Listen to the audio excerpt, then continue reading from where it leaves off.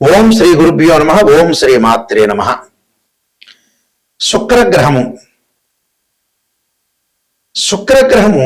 August 2వ తారీఖు నుంచి శుక్రుడు కన్యా రాశిలో సెప్టెంబర్ 1వ తారీఖు వరకు రమారమి దాదాపుగా 30 రోజుల పాటు ఉంటాడు. ఈ శుక్రుడు కన్యా రాశి అనేది మన జ్యోతిష్ శాస్త్రం ప్రకారంగా శుక్రుడు నీచ స్థానంలో ఉన్నట్టు అర్థం. శుక్రుడికి సహజంగా వృషభము తులారాశులు స్వక్షేత్రాలైతే, అలానే ఉచ్చస్థానం అనేది మీనరాశి, దానికి సప్తమంలో ఆపోజిట్లో ఉన్నది నీచ రాశి అని అర్థం. అంటే నీచ స్థానం కన్యారాశిలో నీచ స్థానంలో శుక్రుడు ఉన్నట్టు. ఈ శుక్రుడు వివాహానికి సంబంధించిన కారకుడు. సుఖాన్ని, భోగాన్ని, సౌఖ్యాన్ని, లగ్జరీని, వాహనాన్ని, బంగారు నగల్ని, దుస్తుల్ని, కాస్మెటిక్స్ కానీ, అందంగా ఉండటం కానీ, బ్యూటీగా ఉండటం కానీ, క్యూట్గా ఉండటం కానీ, వీటన్నిటి కూడా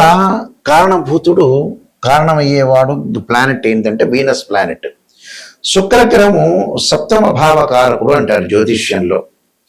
శుక్రగ్రహం బాగుంటేనే మ్యారేజ్ లైఫ్ అనేది అనుకూలంగా ఉంటుందని, కొంతవరకు ఒక 30-40% సపోర్ట్గా ఫైనాన్షియల్ పరంగా ఉండే డెవలప్మెంట్స్ కానీ, ఇలాంటి వాటిలన్నిటికీ కూడా శుక్రుడు కారణమవుతాడు. మరి ఇప్పుడు చెప్పే ఫలితాలు ఏంటంటే గోచార రీత్యా చెప్పే ఫలితాలు అంటారు. గోచార పరంగా ఎవరి రాశి దగ్గర నుంచి అయినా సరే వాళ్ళు ఎలా చూసుకోవాలి, వాళ్ళ రాశి దగ్గర నుంచి 1, 2, 4, 5, 8, 9, 11 స్థానాల్లో ఉంటే శుక్రుడు మంచి ఫలితాన్ని ఇస్తాడు. అంటే వివాహ సంబంధాలు కానీ, లవ్ అట్రాక్షన్ కానీ, ప్రేమికులు కానీ, ప్రేమించటం కానీ, అలానే వివాహ సంబంధాలు, సంతానము, డబ్బు అన్ని రకాలుగా అనుకూలంగా ఉండాలంటే శుక్రగ్రహం అనేది మన జాతకంలో అనుకూలంగా ఉండాలి. అలాగే గోచారరీత్యా కూడా 20% గోచారం 20% సపోర్ట్గా ఉన్నా కూడా మన జాతక పరంగా శుక్రగ్రహాన్ని చూడాలి. అంటే ఈ గోచారం అంతా కూడా ఉద్యోగము, వ్యాపారము, సంతానము, డబ్బు, ఈ నెల రోజుల పాటు ఎలాంటి నిర్ణయాలు తీసుకోవాలి, ఎలాంటి విషయాలు తీసుకోవాలి, ఎలాంటి మనం ఖచ్చితమైన నిర్ణయాలు తీసుకోవాలి, ఎలాంటి తప్పుడు నిర్ణయాలు తీసుకోకూడదు అని చాలా జాగ్రత్తగా అనుసరించేదే గోచారం. నిర్ణయం అనేది కరెక్ట్గా ఉండాలి. మన 6th సెన్స్ చెప్తున్నట్టుగా నిర్ణయం అనేది కరెక్ట్గా ఉంటే లైఫ్లో మనం ఖచ్చితంగా ముందుకు వెళ్ళొచ్చు. అంటే ఈ నెల రోజుల పాటు ఎలాంటి నిర్ణయాలు, మంచి చెడుల యొక్క నిర్ణయాలు నిర్ణయించేదే గోచారం అంటారు. This is the transit system. దానికి ఎలాంటి పరిహారాలు చేసుకోవాలి, ముందుకు వెళ్ళాలి. అలానే ద్వాదశ రాశుల వాళ్ళందరికీ కూడా శుక్రగ్రహం అనేది ఎలాంటి ఫలితం ఇవ్వబోతుంది ఈ నెల రోజుల్లో మనం తప్పకుండా నిజాన్ని తెలుసుకోవాలి. మేషరాశి వారికి ద్వితీయ రాశ్యాధిపతి, సప్తమ రాశ్యాధిపతి శుక్రుడు 6వ స్థానంలో ఉండటం వల్ల అందరితోటి కొంత విరోధ భావాలు కలిగే అవకాశాలు ఒకటి ఉంటాయి. అంటే విరోధ భావాలు కలగకుండా చూసుకోవాలి. అంటే శత్రు వృద్ధి, అలానే అనుకూలంగా లేకపోవటం, భార్యాబిడ్డల మూలకంగా కొన్ని ఇబ్బందులు, వ్యయ ప్రయాసాలు జరగటం ఒకటి, అలానే దాయాదులతోటి కొంత ఆస్తి పంపకాలతో గొడవలు, వివాహాది శుభ కార్యక్రమాలు కొంత ఆలస్యం జరిగే అవకాశాలు ఉంటాయి. అంటే ప్రేమించిన యువకుల మధ్యలో కూడా కొంత విభేదాలు వచ్చే అవకాశాలు ఉండటం, ఏదో వాహనాలు కొనుగోలు చేయాలనుకుంటారు, కొనుగోలు చేయలేకపోతారు, బంగారు ఆభరణాలు కొనుగోలు చేయాలనుకుంటారు, కొనుగోలు చేయలేకపోతారు, అలానే జంతువుల వల్ల కొన్ని ఇబ్బందులు, మానసికంగా కొంత ఆందోళనలు, తలచిన ప్రతి పని కూడా కొంత నెరవేరకపోవటం, ఆరోగ్యపరంగా ఆందోళనకరంగా ఉండే అవకాశాలు ఎక్కువగా ఉంటాయి. అంటే సంబంధ బాంధవ్యాలు, శుభ కార్యక్రమాలు చేయకపోవటం, పెళ్లి సంబంధాలు దగ్గరికి వచ్చినట్టు వచ్చి వెనక్కి వెళ్ళిపోవటం, శత్రు వృద్ధి కలిగే అవకాశాలు ఎక్కువగా ఉంటాయి. అంటే శత్రు పీడలు, అంటే మిత్రులు శత్రువుగా మారిపోతుంటారు, బంధువులతో కలహాలు కలగటం, భార్యాబిడ్డల మూలకంగా కూడా వ్యయ ప్రయాసలు, భార్యాభర్తల మధ్యలో కూడా కొంత విభేదాలు వచ్చే అవకాశాలు ఎక్కువగా ఉంటాయి. అలాంటి విభేదాలు రాకుండా చూసుకోండి. అంటే డిఫరెన్స్ ఆఫ్ ఒపీనియన్స్ రాకుండా మ్యూచువల్ అండర్స్టాండింగ్ అనేది చాలా ఇంపార్టెంట్ ఇక్కడ. అంటే ఇక్కడ ఆర్థిక పరంగా కూడా కొన్ని ఇబ్బందులు వచ్చే అవకాశం ఉంటుంది. ఫైనాన్షియల్ పరంగా కొన్ని ఇబ్బందులు వస్తుంటాయి. అంటే మొండి బాకీలు వసూలు కాకపోవటం, రుణ బాధలు, రుణాలు రాలేకపోవటం, అలానే ప్రత్యేకంగా ఏదైనా ఒక వస్తువు, గృహ ఉపకరణ వస్తువులు కొనుగోలు చేయాలనుకుంటారు, కొనుగోలు చేయలేకపోవటం, బట్టలు కొనుగోలు చేయలేకపోవటం, ఇలాంటి సంఘటన జరిగే అవకాశాలు ఎక్కువగా ఉంటాయి. కాబట్టి కొద్దిగా జాగ్రత్త వహించి మీరు ఖచ్చితంగా చేయాల్సింది ఏంటంటే పరిహారం, కమలాదేవి యొక్క స్తోత్రాన్ని పారాయణం చేయండి.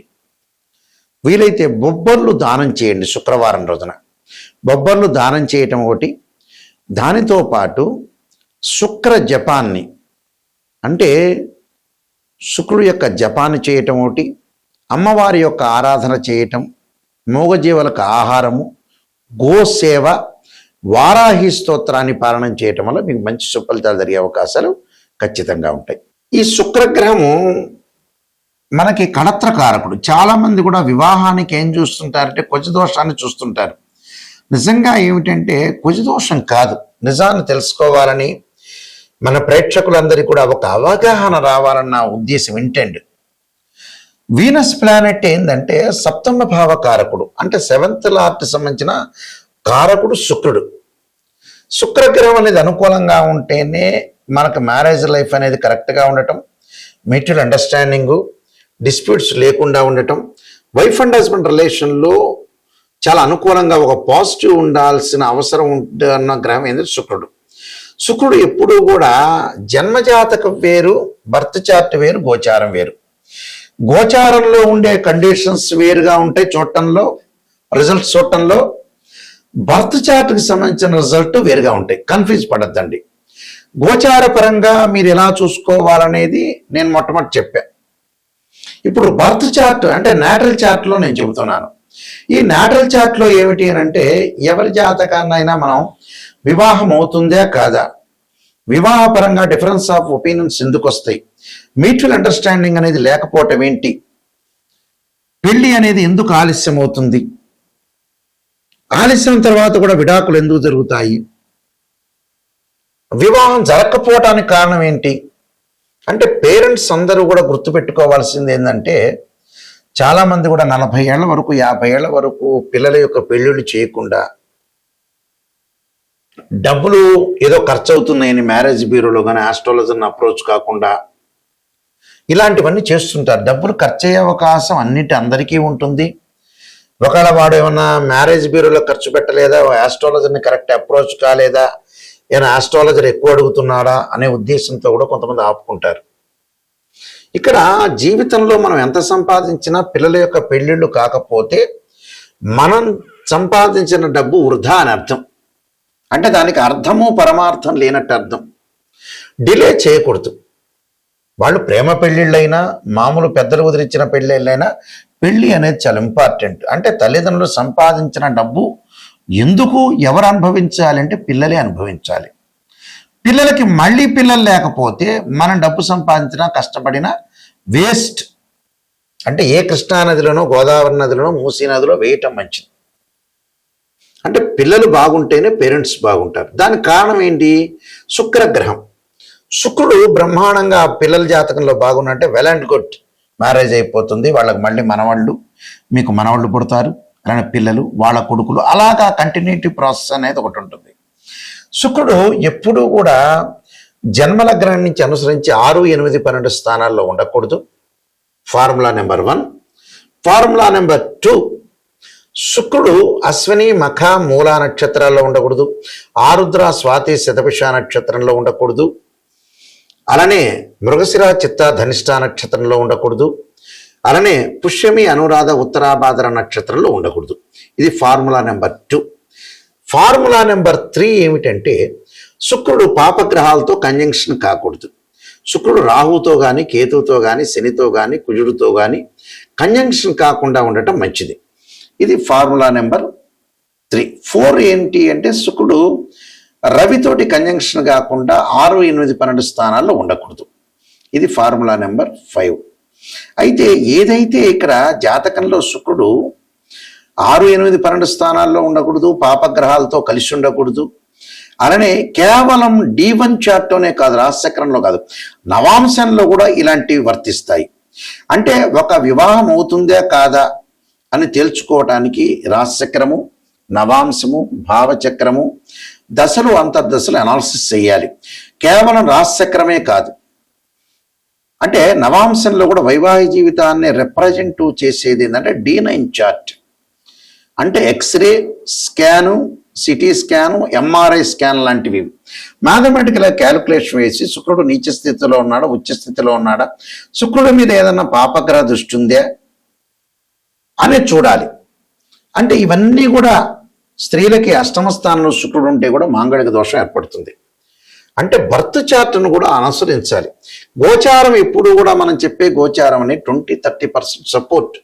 అంటే ఈ నెలలో ఎలాంటి నిర్ణయాలు తీసుకోవాలి, భార్యాభర్తల యొక్క సమస్యలు, వివాహాలు, ఉద్యోగ ప్రయత్నాలు, సంతానం, ఇలాంటివి ఎలాంటి జాగ్రత్తలను అనుసరించాలని జాగ్రత్తగా జీవితాన్ని ముందుకెళ్ళాలి. మనం ఇక్కడెక్కడా కూడా పర్మనెంట్గా బతికేది లేదు. మనం ఎవ్వరూ శాశ్వతం కాదు, జస్ట్ కొన్నాళ్ళు ముందు వెనక. అంటే మనం పుట్టంగానే ఎప్పుడు చనిపోవాలనేది ఉంటుంది.